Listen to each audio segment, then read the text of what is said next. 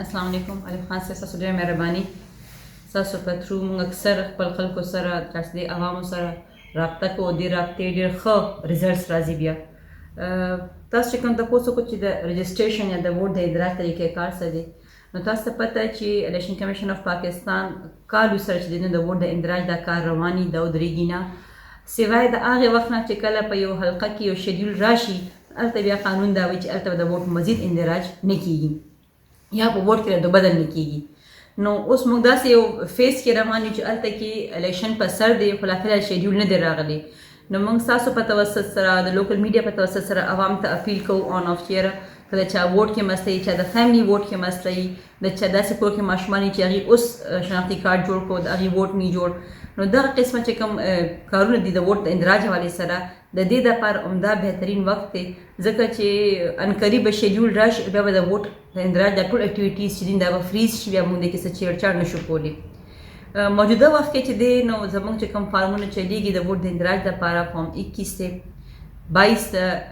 اخراج دپاره د که چېرې خدا نخواست تاسو ته کور کې چا ډیث شوي، تاسو د هغې ووټ ډیلیټ کول غواړئ د ووټر لیست نه، هغې لپاره فارم 22 دی. او که اکثر خلکو ته ګیلې چې زموږ د ووټ چې کوم دغه دي اندراجات دي هغه ټیک نه دي، یا ولدیت کې یا زوجیت کې مسله، د هغې لپاره زموږ فارم 23 استعمالیږي.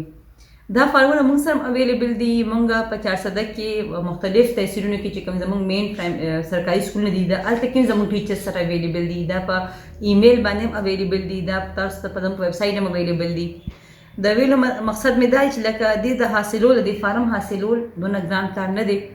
دې په پرنټ باندې هم کار چلیږي، خو صرف پکې د لشانې انټرسټ اخیستو خبره ده،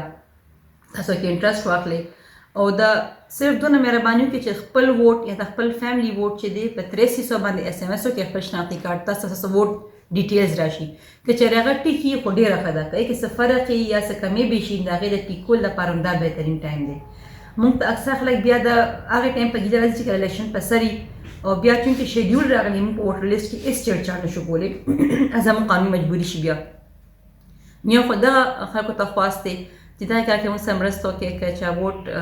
جوړ نه وي یا جوړ شوي خو په هغې په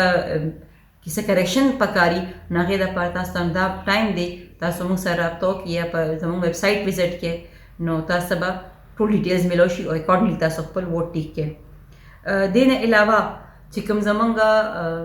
یوت دی، چې کوم زموږ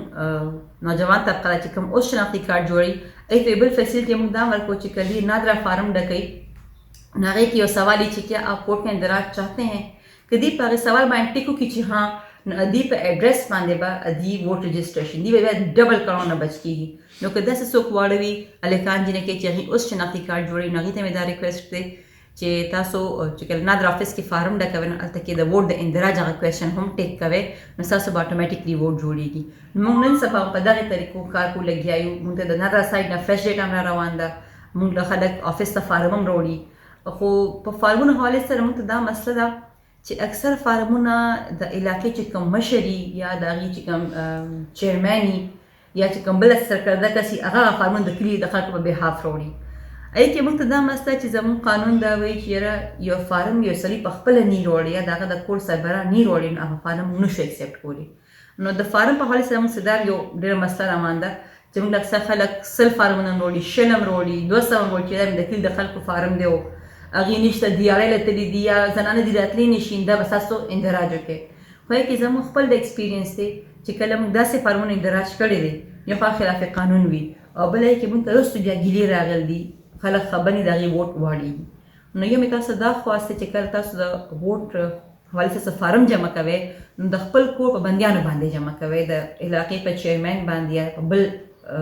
چې په محله کې څوک مشر باندې مه جمع کوئ، ځکه چې بیا زموږ قانوني مجبوري شي موږ بیا نه شو اخیستی فارم. صحیح. میډم دا راته ووایئ چې 400 کې دې وخت کې ووټ څومره دی او داسې اندازه لګولی شي چې څومره خلک د ووټ نه محرومه دي یا ووټ یې نه دی جوړ کړی؟